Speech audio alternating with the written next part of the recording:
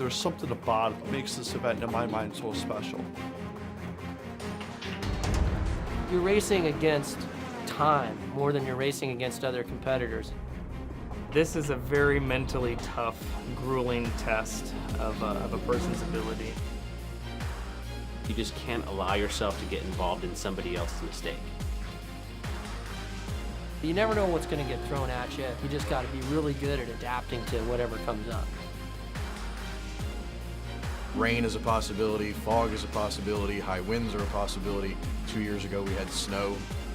To win the 25 hours of Thunderhill overall is so difficult. Just to finish the race is a feat in itself. You never say you've seen it all until you come to this race. 57 teams, a 15-turn, 3-mile track, 25 hours of endurance racing. This is Survive the 25.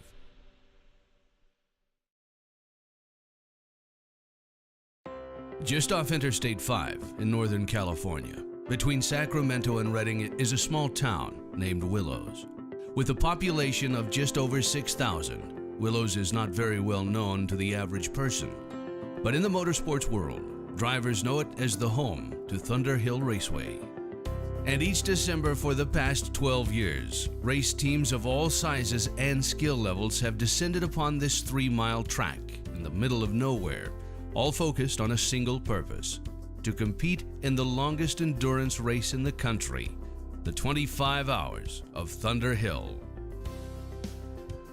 57 teams, hailing from all over the country, showed up to try their luck at Thunderhill in 2015. But unlike most of the other well-known endurance races, this event is unique and challenging in that cars of all sizes and shapes compete against each other here side by side. You take the track, which is already a very unique track, and then you add in the mix of speed differentials between the cars that are here, and it becomes a very, very interesting event. And I think that's why so many people want to come and challenge themselves at this event. A Miata moves at a very different pace than an Audi R8. And it just really is a challenge for everybody, from the professional driver down to the amateur driver, to come and survive the 25. And while they share the track at the same time, the cars are divided into race categories and compete depending on their specs. There are 6 primary race classes at this event. The ES and ESR categories are the fastest and allow the cars with almost unlimited modifications, and the classes get progressively slower with more restrictions as you get down to the E3 class. New for this year is a special 7th class for the NASA Prototype Series, which features the Elon-built NP01 spec prototype car. One of the teams running an Elan NP01 this year is the Martinez, California-based CLP Motorsports. The car that we're running, which is a really neat new prototype car built by Elan, it's called the NP01 or NASA Prototype. It's a relatively inexpensive car. It's lightweight, but its performance characteristics are quite good. So we've had our car for about 2 weeks. This car has never raced anywhere in the world. So there's no better test to determine if there's something that's gonna be, wrong with the car, need to be fixed with the car from a design or engineering standpoint, than to put it through probably what's one of the most grueling races in the world. One of this year's CLP drivers is Tyler McQuarrie, a professional driver with a long and rich history here at Thunderhill. I've been coming to the 25 hour so long, I don't actually remember my first 25 hour, but I want to say it's got to be like 10, 11 years, maybe even 12, something like that. I just remember, coming up as a driver and, my desire to go do like the Daytona 24 hour, Le Mans 24 hour, all these 24 hour races. And, this race popped up and it was so accessible for so many drivers, and it was just like, I got to go do that. And a lot of teams want to go do it. Some teams are out here preparing for other long races. Some guys, this is the only endurance race they do, and it's close to home, so it's like, I got to get up there and I got to do that long endurance race, and it's the longest one in the country. Competing in the ESR class with the Jannetta LMP3 car is Los Angeles-based Rhino Racing, a father and son effort featuring Ryan and Randy Carpenter. Well, the car we're driving is a Ginetta LMP3 car. It's a brand new car, just came out this year. It was designed to fit the gap for Le Mans racing between the P2 car and the GT cars. These cars are all a spec car. They're on a carbon fiber tub chassis and with a spec motor. And the reason we got this car was because it's designed and built to run 24 hours. Ginetta is a great company. They have a lot of history and they've been building cars for quite a long time. They build a great GT type car that they race, and I was fortunate enough to get the chance to go over there, see the car. Then we decided that we were going to go that direction. In the ES class, the Sonoma, California-based Flying Lizard Motorsports have teamed up with Toyo tires and will be running their number 45 Audi R8 LMS car. Our main goal here for Toyo tires is to finish the race and have a successful run. On top of that, we're shooting for not only winning our class, but we're also looking for an overall win. And that's a pretty tough one. You've got prototypes, which are faster than what we're in, a GT car. But we've been very quick so far, and I think based on the reliability of the car and our execution with the team, I think we could actually win this thing overall. A standard stint is a tank of fuel, and we can go about an hour on a tank. So a stint, no matter what, you've got to come in an hour. Most likely we'll do a tire change every stint. Usually what we'll do in something like this is we'll start off and we'll double stint all the guys. So we'll do a two-hour run and then we'll switch out. Depending on how we're feeling and so forth, we may double all the way through, or we may cut it down to a bit shorter as we get later into the race and do 1 hour stints. For us, we're going to run 4 drivers this weekend, all of them professional. All of us have either driven together, driven against each other, been on the same team, so everyone knows each other really well, and it'll be a good program. As part of a large factory presence from Mazda, Robert Davis Racing has brought 4 new global MX-5 Cup cars to the race this year. The race team they've assembled is a unique mix of professional drivers and Mazda dealers and staff, and perhaps the person with the most intriguing story is first-time 25-hour driver Liam Dwyer. I've been involved in cars almost my whole life, and I've been going to races since I was 2 or 3 years old. I'm from Connecticut. Lime Rock was 30 to 40 minutes from my house, but I didn't start racing until I came back from Afghanistan. I got injured in Afghanistan May of 2011, and I was by chance at the Rolex 24 Hours of Daytona in 2012, and I met Freedom Motorsports, Derek Whitus and Tom Long. Long story short is they found out about me racing, they followed me. They're a team that's dedicated to helping out veterans, servicing them, and found out that I was racing. They were interested in having me test for them. I did really well, and they gave me 3 races last year in 2014, and that gave me a full contract for 2015. So I was a Marine, and we were on a routine patrol in May of 2011, and we were searching a compound, and I stepped on a bomb that someone had in place there, and the blast took off my left leg, injured my right leg, my right arm, and bled out there. Was able to, due to the immediate aid that was provided to me by one of my really good friends, Sergeant Aaron Denning, and then getting on the helicopter, going back to the hospital through lots of surgeries and recovery, obviously got me to where I'm at today, to where I'm able to walk and race cars now. And while Liam pilots the number 70 MX-5 Cup car, competing head-to-head with him will be longtime Thunderhill veteran Taz Harvey in the number 55 car. People from around the world know the 25-hour Thunderhill. The people that are in our sport, that are endurance racers, they all see it as a pretty big challenge. That's why you have these cars showing up that are such, they have a very high level of iron here this year. They've got a lot of prototypes and a lot of people spending a lot of money.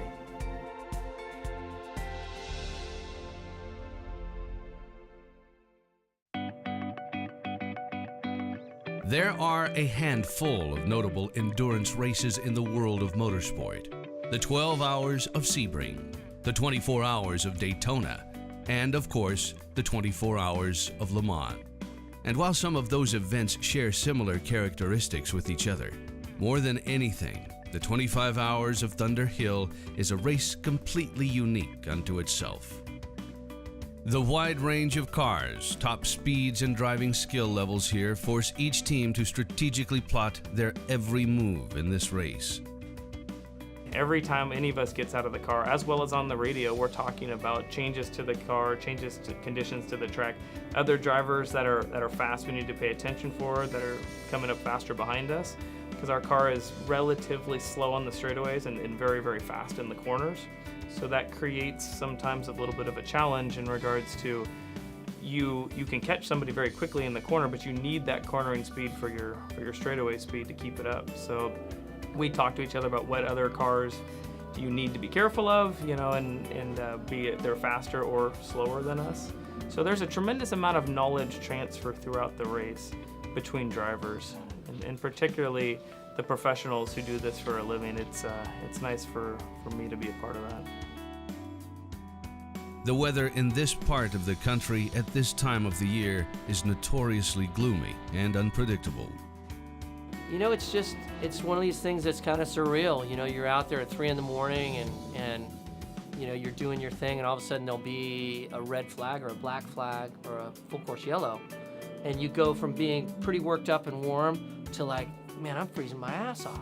You're holding on to the bottom of the steering wheel. Hey, how do you turn the defroster on? You're just all of a sudden you're freezing because it's an open top car.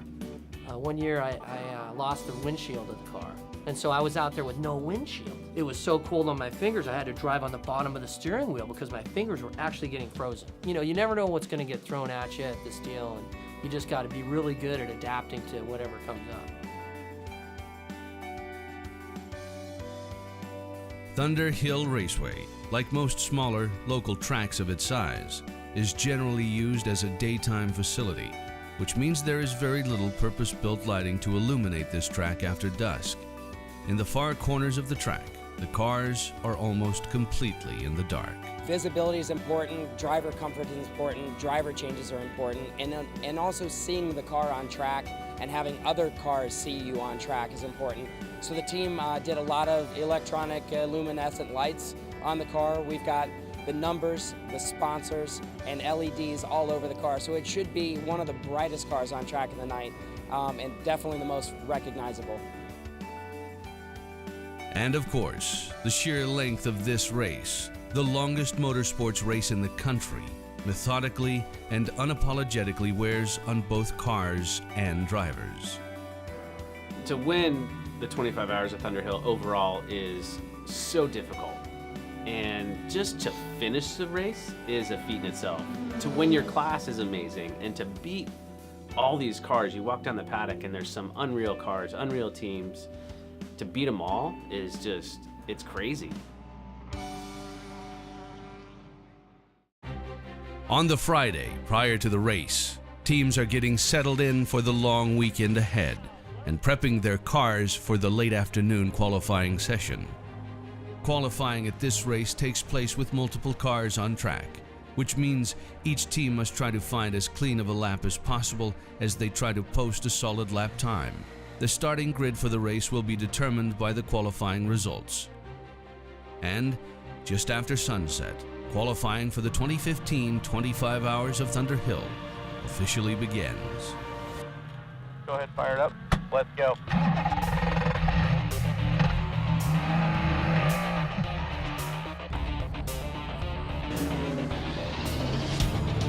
Let's roll.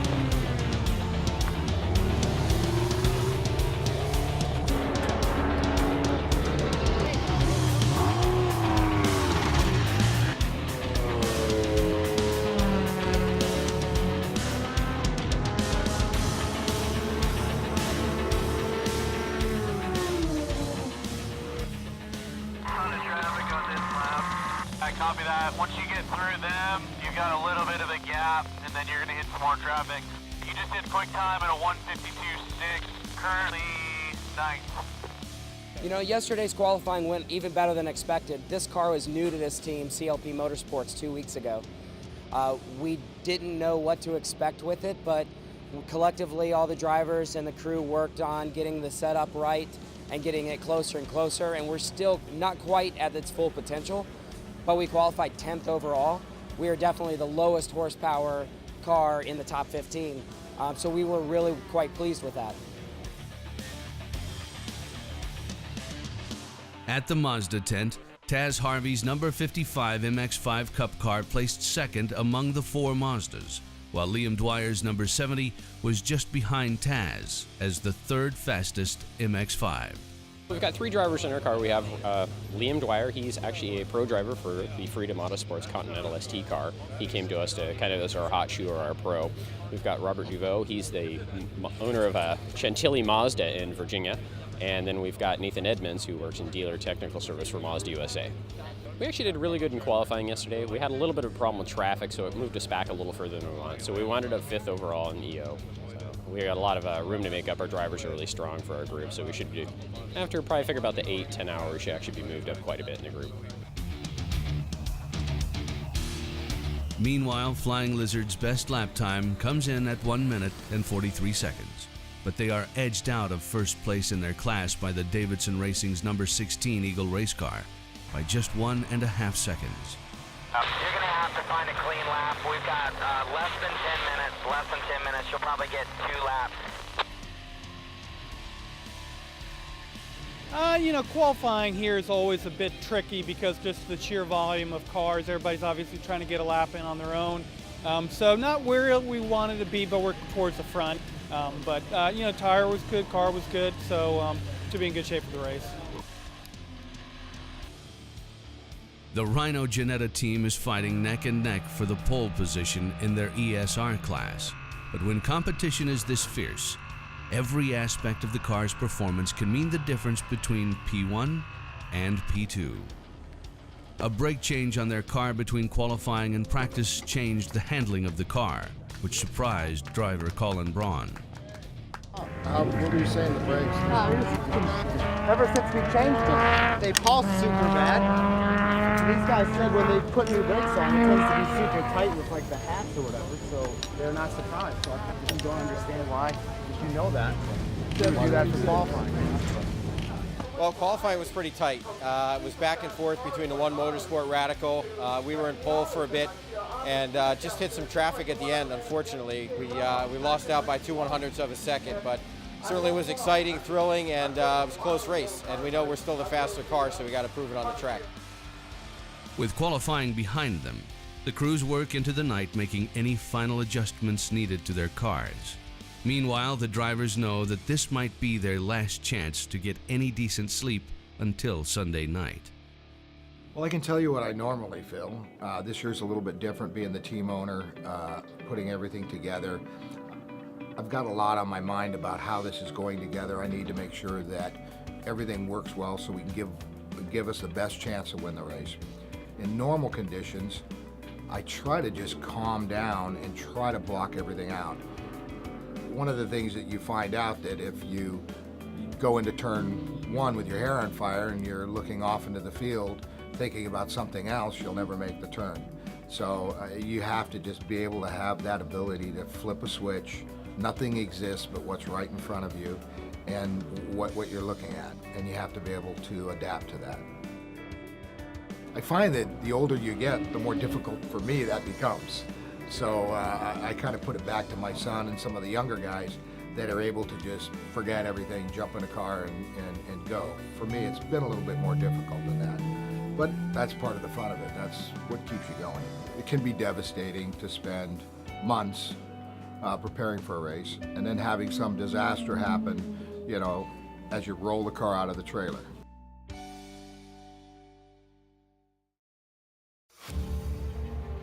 Saturday morning brings brisk air and partly overcast skies, and the race teams set the grid in anticipation of the starting flag. As the teams load the cars onto the grid, each driver must clear their minds and ready themselves for the racing marathon they're about to embark on and the unforeseen obstacles which lie ahead. In a race this long, each team has several drivers per car, and, as with everything else in this race, careful consideration is given to the order in which the drivers pass the baton. Veteran pro driver Darren Law will take the first stint in the Flying Lizard number 45 Audi R8 LMS. Liam Dwyer will pilot the number 70 Mazda MX-5, while Taz Harvey starts in the number 55. Ethan Stone will start in the Jannetta LMP3 for Rhino Racing. Tyler McQuarrie will command the CLP number 6 NP01 Elon prototype. Radio check to car, 123, 123.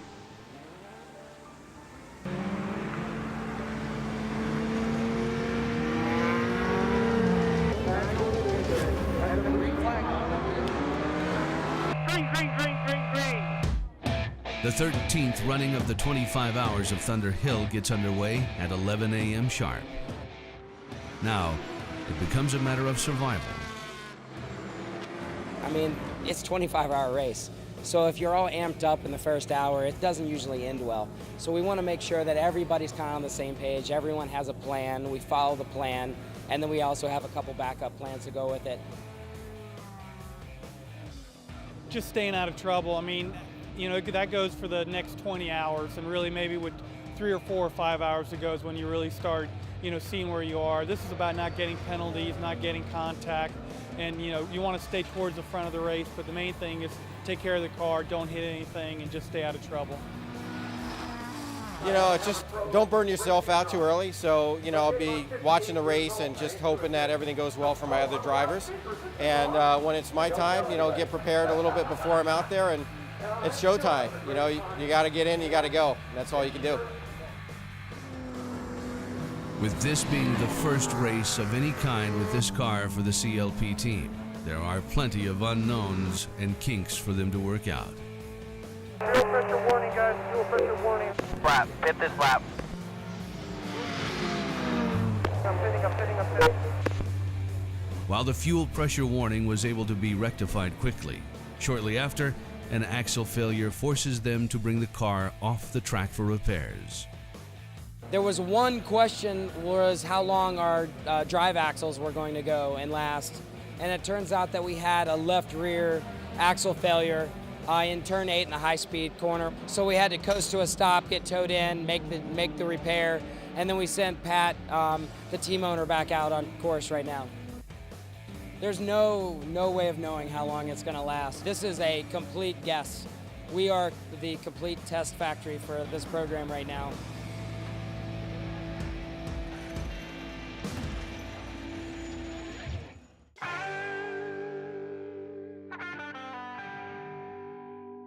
With Liam Dwyer's first stint complete, his team strategy is to emphasize fuel mileage over fast lap times in hopes that conserving fuel and fewer pit stops will pay dividends over the long haul in the race. Did a lot of conserving of fuel that run. Out of the 4 Mazdas that were out there, I got the best gas mileage. And that's equated to us being the top Mazda right now, 4 hours into the race. Hopefully my co-drivers can do the same thing and keep us going on the fuel mileage and not worrying about lap times. It saves the tires, it saves the brakes, and hopefully we'll come out on top with all the cars here at the end of the 25 hours.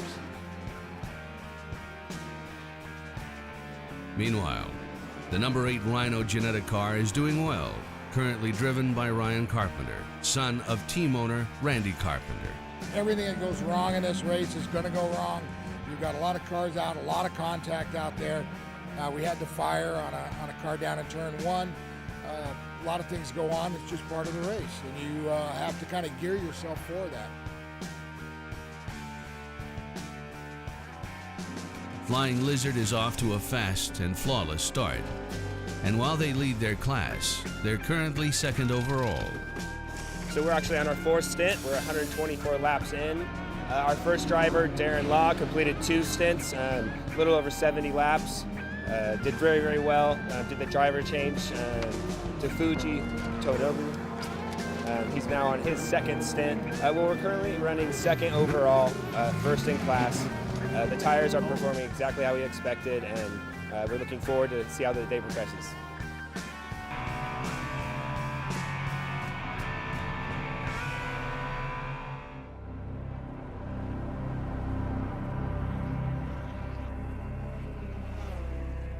just before dusk, Ryan Carpenter is behind the wheel of the number 8 Rhino Ginetta LMP3 car and is currently posting fast times and moving his way up the leaderboard.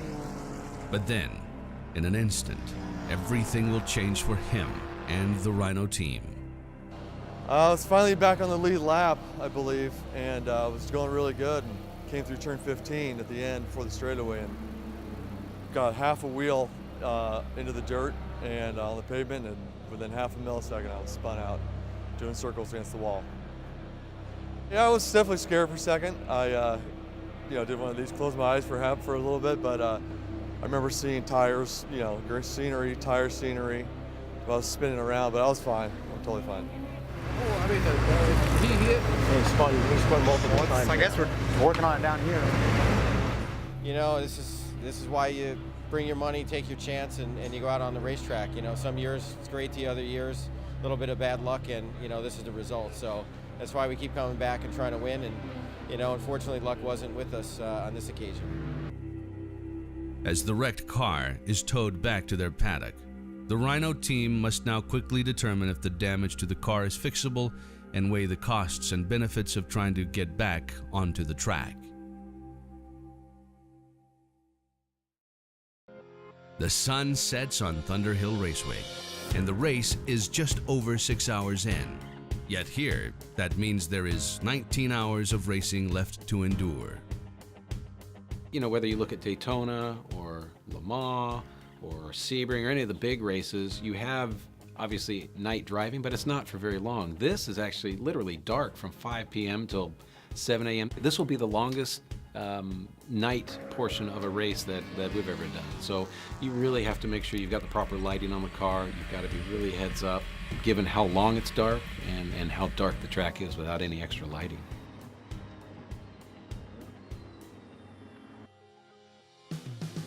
At the CLP tent, the crew thinks they've solved the CV boot problems which were plaguing them early in the race. However, with a brand new prototype vehicle like theirs, the team is on their toes at all times in this race. So far, we've gone through a set of axles on each side, which has caused us from running the top 10 back into the mid-40s, mid-pack. But so far, cross our fingers that we tried a new boot with a different grease, and we've been out running now for about 3 hours on that, which is about an hour past what we were able to get before. In the Mazda pit, after Liam Dwyer's first 4-hour stint behind the wheel, things are running according to plan so far for the number 70 MX-5 Cup car. Meanwhile, currently in first place among the MX-5 Mazdas is Taz Harvey's number 55. Taz is actually driving my car, the 55 car. So I've got to know him fairly well, I think, over this weekend. And he's a kid at heart, likes to have a lot of fun, and is really quick in the race car. Just less than halfway through the race, the CLP team again finds themselves off track when driver Mark Miller clips the racetrack curbing and breaks their prototype car's front spindle. I broke something. I rolled right up on the curb, and I felt it go right away. It was definitely more of a tie rod than a control arm. It just snapped. Man, sorry guys, this is shitty. Your fault, dude. We lost the front left spindle. We went up on a curb, maybe a little bit off track, and we ended up breaking the bottom of the spindle. Unfortunately, the damage to the CLP car's steering makes it hard for the car to be loaded quickly onto the tow truck. And with their pit crew looking on, you can feel the team's sense of urgency to get the car repaired and back on track. So let's pull up in that corner that's broken. Go steering! The right side will still turn. The right side will still turn. You're not helping the situation. Stop micromanaging them. We've been doing this for like 10+ years. The other side of the wheel is bent, it's jumped up, it's stuck in there, it won't steer. Okay. Thank you. I got it. I understand. I'm just concerned with the car. We actually sat on the side of the track longer than it actually took us to fix it. But we just changed the spindle, and one of the control arms got back out on track pretty quick. And despite the challenges that have slowed their race efforts thus far, the team remains optimistic and enthusiastic. I think the morale in the team has been really high and has been awesome right from the get-go, because it really boils down to, do you want to go into the race have fun, or do you want to go into the race and win? If you go into this race with the sole intention to win, you're going to have a bad time, because to come do this race and have a flawless race is almost impossible. It's virtually impossible. This is the hardest race in the country, if not the world, to win.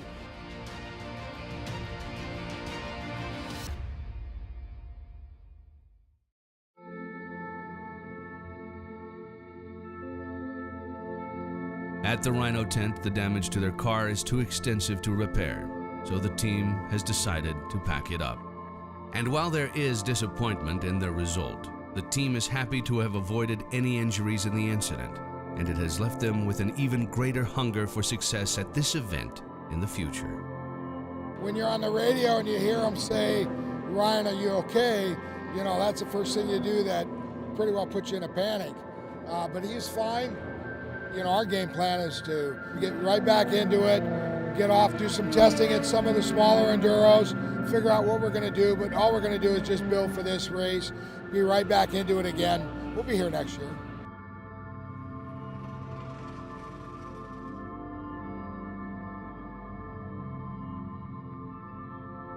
At the Mazda tent, the 07 car, one of the MX-5 cars, was damaged when a BMW crashed into its right rear bumper. Meanwhile, Liam's number 70 car is slightly behind the number 56 MX-5, and Taz's number 55 is leading their intra-company competition. We may have rain in 10 minutes. We may have rain in 10 minutes. In the dead of night, the rain begins to fall in Willows, and each team must compensate for the change in conditions. The Flying Lizard team is prepared for the weather, and halfway through the race, their joint effort with Toyo tires is running smoothly. But the team knows that it's nearly impossible to finish this race without an incident or mechanical issue of some kind. So far, however, they're mounting one of the best efforts that this event has ever seen. Car's working great, no issues at all. We're first overall and first in class.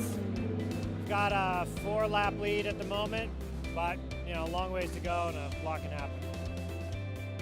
Saw a little bit of everything: reckless driving, people driving off, spinning out, crashes.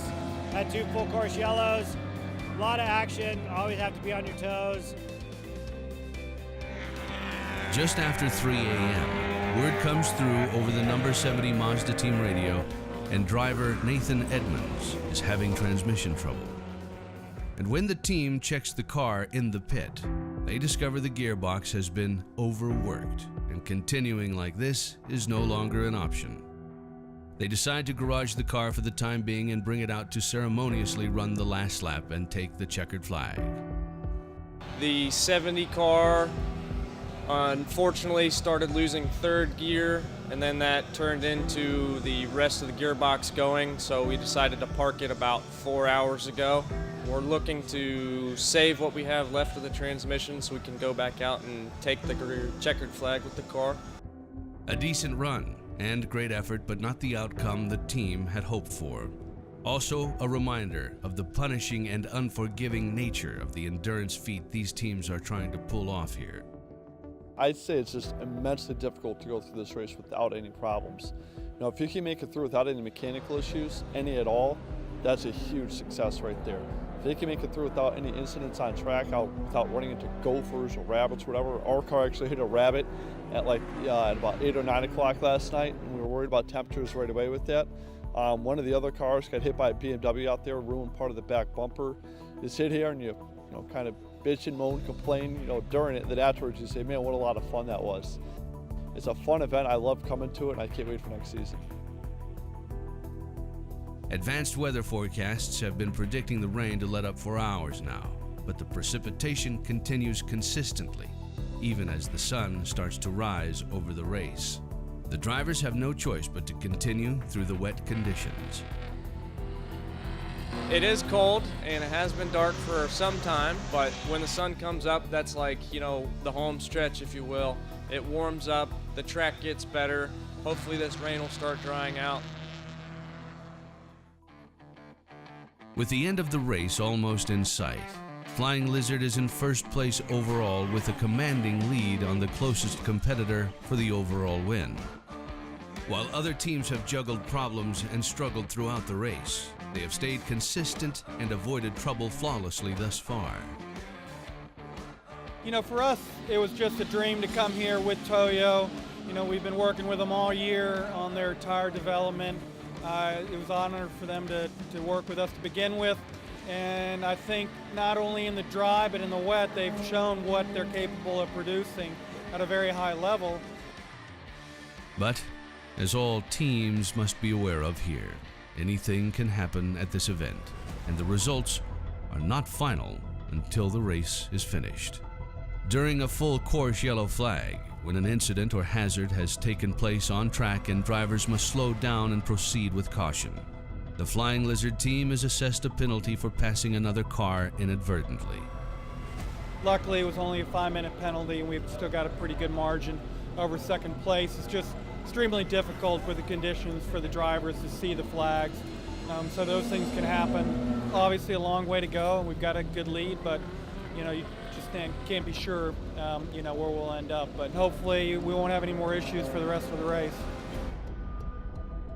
While they still remain in first place overall, the 5-minute penalty will cut into their lead, and another penalty like that could very well cost them their coveted overall victory. And the closer the race gets to the finish, the tension slowly rises as victory is nearly within their grasp, and their focus becomes simply managing their lead and avoiding any contact at all costs at this point.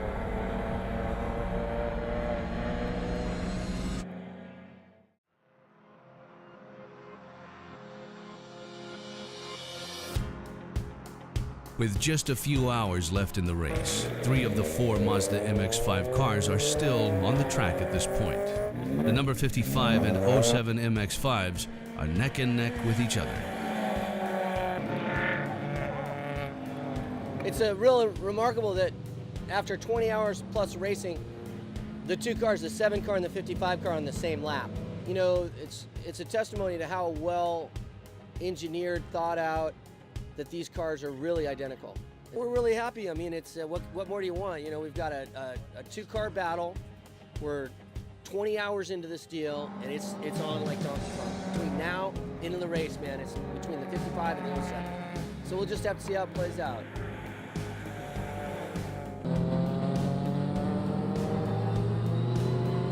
And then, after what seems like an eternity, 25 hours of Thunderhill draws to a close. The field that takes the checkered flag is thinner than that which started, and the toll of the race is evident on both cars and the fatigued drivers and crew. But nevertheless, they've made it to the finish line. All clear behind you. This is the final lap. I'll see you at the finish line.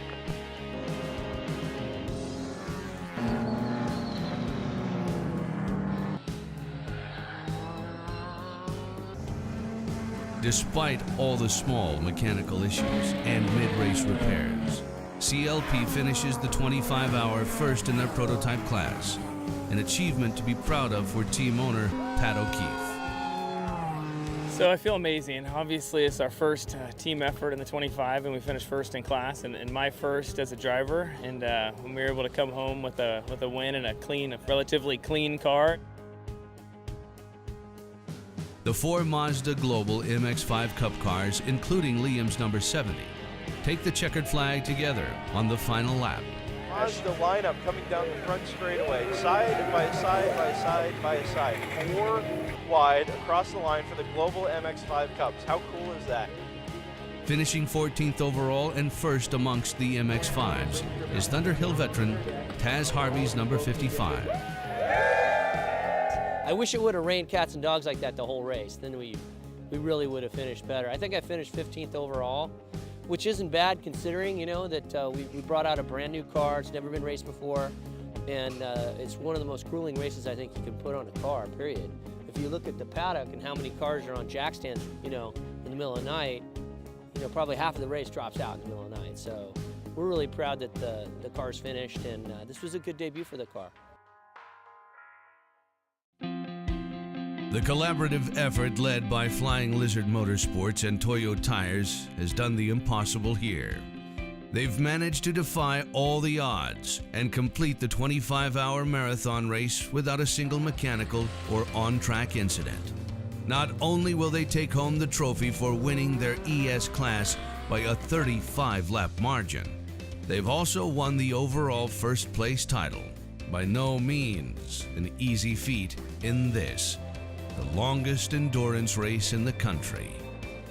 Your winner of the 2015 NASA 25 Hours of Thunderhill, presented by Hawk Performance, the number 45 Flying Lizard Audi R8 LMS.